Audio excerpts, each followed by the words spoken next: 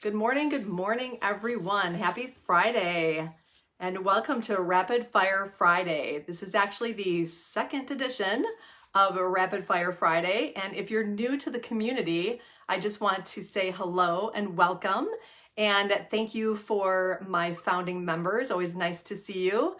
I'm just gonna wait just a brief moment to see if anyone would like to join live. So in the meantime, what I'll do is just explain what is Rapid Fire Friday. So it's something that I came up with. I'm really wanting to be a little bit more consistent with connecting with you and offering some of my knowledge and expertise. So I thought, what better way than do a rapid fire Q&A? For those of you that do know me, you know I love to talk. I do talk very fast, but sometimes I just need to stop and slow it down a little bit. And there's so much great information out there. So really the biggest purpose behind this Rapid Fire Friday is to kind of look back at the last week, just to say, okay, what are people talking about? What questions are coming up? What wonderments do people have?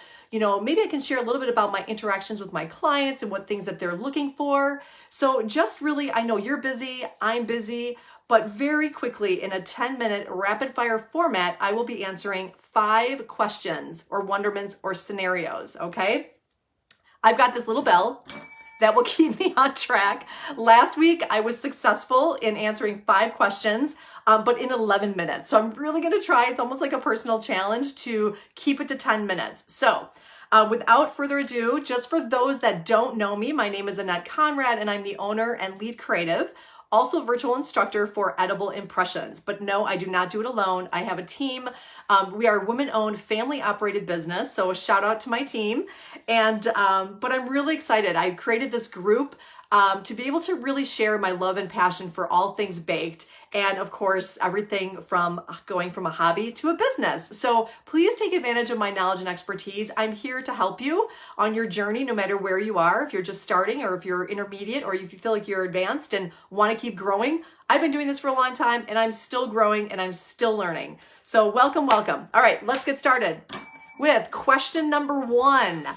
This came up a lot this past week, and these questions are coming from Facebook groups. They might come from our internal community, from books that I read, interactions I've had with clients. So it really is a good mix. I try to keep some technique and some business sense. So first one is, can I decorate cookies immediately when I pull them out of the freezer? Okay, first of all, if you are not aware, yes, you can freeze your cookies. You can freeze, of course, the dough. You can freeze baked cookies. Once you've cut them, baked them, you can store them in the freezer. But here's the thing, and for many years, I was very resistant. I did not want to freeze my decorated cookies. I cannot believe how much time I could have saved, how many late nights I could have gone to bed earlier. And I'm talking about my team members too. And, but yes, so you can freeze, but there is a technique and a strategy. You want to make sure that you don't create condensation. So I would not recommend decorating right away when you immediately pull them out of the freezer. What you want to do is when you store them, they should be in a freezer type container with no airflow. Take them out of the freezer, let them thaw naturally on the countertop. Make sure, for a couple hours, make sure that they're completely thawed and then get to your decorating. So you really do want to make sure that they are thawed. Okay. See, I got to keep up the pace here.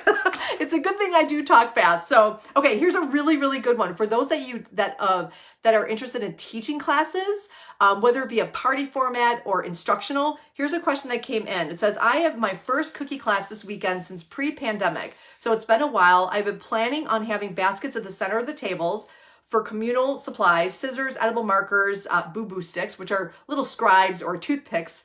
However, at some guest setups on other posts, it looks like a lot of people have scissors at each guest station. Do you all think it's necessary to have many pairs of scissors if they're only cutting the tips of a couple bags? Okay, really good question. There's a lot in there, but I'm going to really focus on the supply part. So first of all, when you think about your products and services, excuse me, what you want to do is always keep your clients top of mind, okay? So when I read that, right away I said yes and yes. So you want to have supplies available for your clients, customers, but you also want to have enough supplies. And I learned this from experience. A couple of my very first classes I taught, I don't think I had enough frosting bags, and I'm not sure I really had enough scissors. And so from that point forward, I didn't like to see people waiting. You know, they're paying a fairly big ticket price to be there for a short period of time. They're very eager to learn. They really want to get through all their cookies, and it can be really frustrating, and it can actually build a little anxiety for people if they have to sit and wait for scissors to cut those bags. So here's a little thing that you can do. Scissors can be costly, but you can purchase little miniature kid craft scissors that work perfectly for those tipless decorating bags. So, or just decorating bags in general. So be sure to have enough supplies. I don't gift them. I actually keep them. I clean them and sterilize them after each use.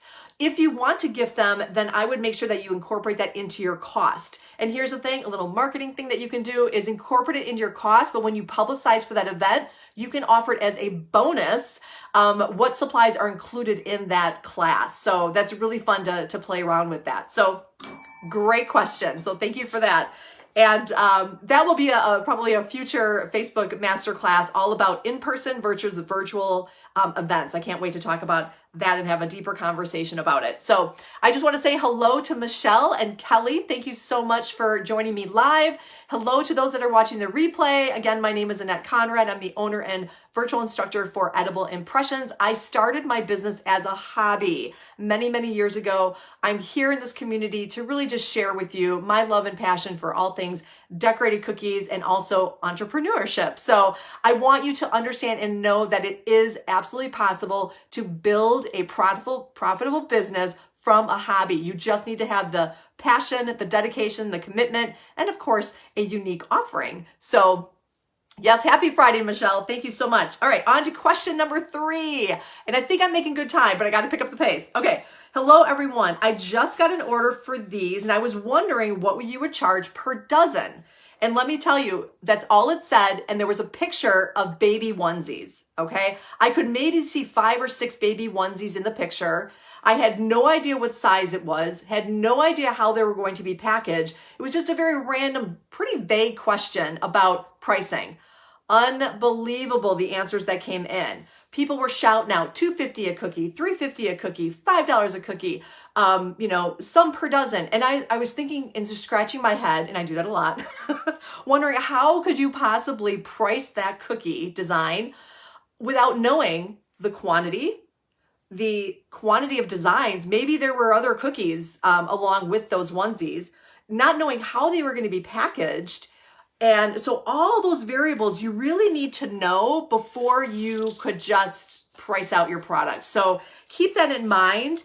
What you don't want to do is you don't want to undercharge, but you also don't want to overcharge. So if you want to take a look at pricing, there's lots of strategies, but feel free to look at my website, edibleimpressions.net. My prices are absolutely public. And I talk about this in the last masterclass that I just had on Wednesday, 6:30 Central. So look at the events page, watch the replay. I talk all about client experiences and I touch on pricing.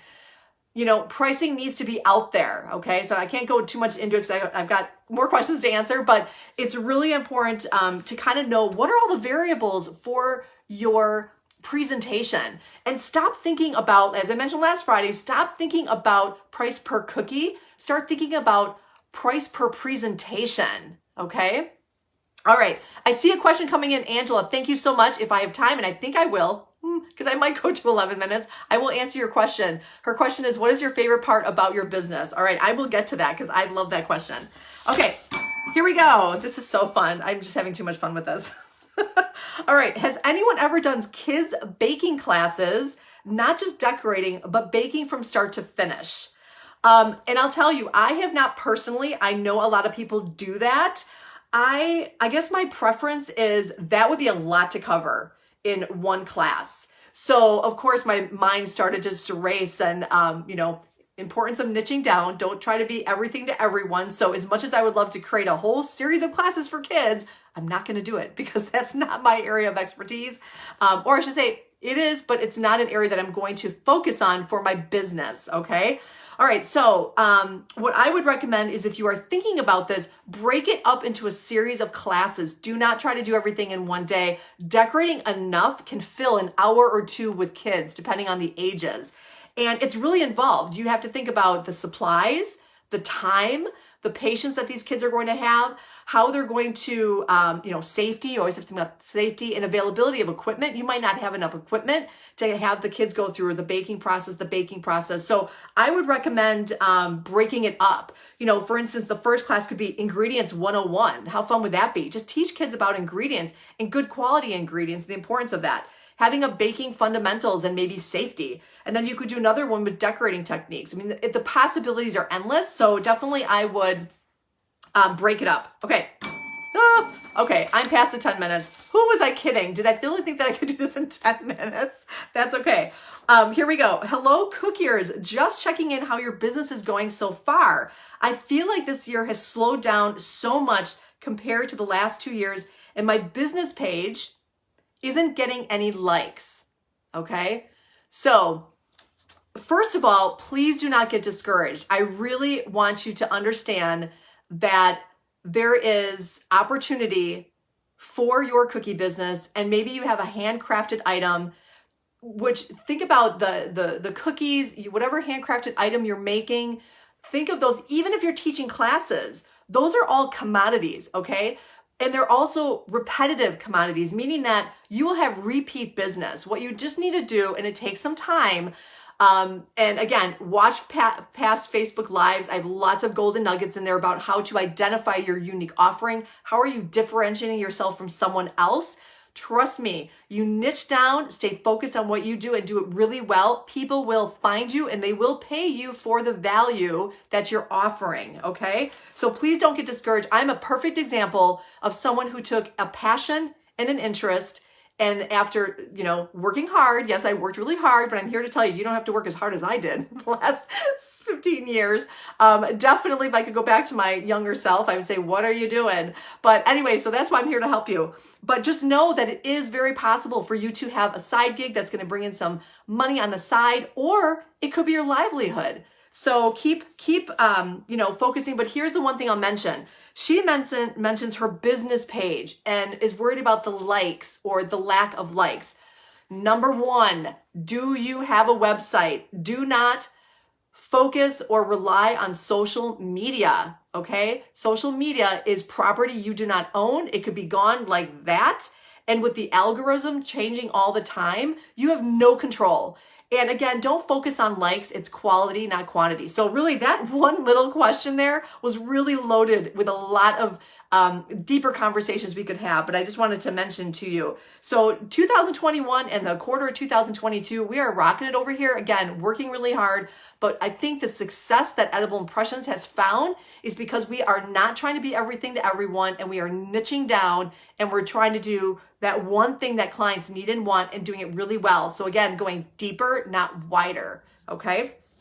All right, excellent. And again, a reminder, watch that last replay on March 30th was all about 5 ways, of creating visibility in your business. And I'll tell you, one of the 5 will be an investment. Everything else, free of charge, okay? You do not need to spend a lot.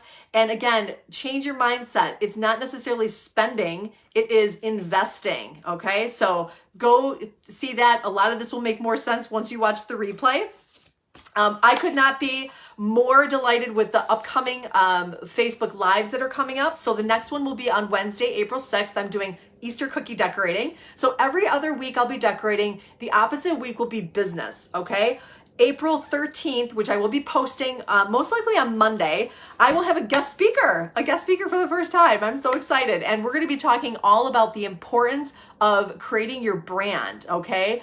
Again, think about in the mindset of you're investing, you're not spending, and you don't need to spend a lot to get that vision of your business. For instance, to create a logo, to create a tagline, to pick out the color scheme. But here's the thing, you do not need to do it alone. Even if you are just starting off and you are a solo entrepreneur, one of the things I wish I would have done more is ask for help, okay? You need to focus on your craft. You need to focus on client experiences. all those other areas that you need to work on in your business, you can find experts, okay? So that's what April 13th is gonna be all about. I'm gonna bring on Dave Paulman, who is a very close friend of mine, who is the man responsible for Edible Impressions logo. And let me tell you, it has stayed with my company for 17 years. It is just, it is priceless and it is timeless, meaning I've had no need to change it. It just really, from all these years, just really has stayed true to my business and my mission. So thank you for that. I can't wait for you to meet him. All right, and then every Friday, again, mark your calendars. I know people are at work. It's 10 o'clock on a Friday, but do please watch the replay, and your comments are welcome. I am going to go back here and just answer Angela's question. So thank you so much. What is your favorite part of your business? Oh, okay. My favorite part of my business, I think, is just the connection that I have with people. I love, and maybe it's my 24 years of being in the event planning industry, that truly was my calling. I thrive on the busyness. I thrive on meeting new people. I thrive on, creating solutions and being creative. And I tell you, without my customers, my family, my friends, my community like you guys, I mean, honestly, this is free. I'm doing this because I truly enjoy it. So, but really, I love, the best part is that connection and that creativity and just the delight that I see from my clients and their clients when they receive those cookies, and when they receive, or when they come to a party, and then when they learn. I just love all that. So really, it's that human connection and that appreciation from something as simple, and I shouldn't say simple because it's hard to do, but something as delightful and as sweet as cookies. I mean, I always say it's not just cookies. Cookies are an experience. So for you, for your business, think about your cookies, your presentations as experiences. So not just a product. Is what is happening to that when you share your gift with others. So, all right, that was jam-packed full. So I went over the 10 minutes. I will try again next week, but I hope you found this valuable. So give me a shout out. Thank you so much. I hope everybody has a wonderful, wonderful weekend, and we will see you on Wednesday night for Easter decorating. You can provide your own cookies. You can just watch and learn. It's not too late if you want to pick up one of our Easter decorating kits, or yeah, you can just visit and ask questions. I'll be on asking questions as well. All right, take care, everybody. Bye-bye.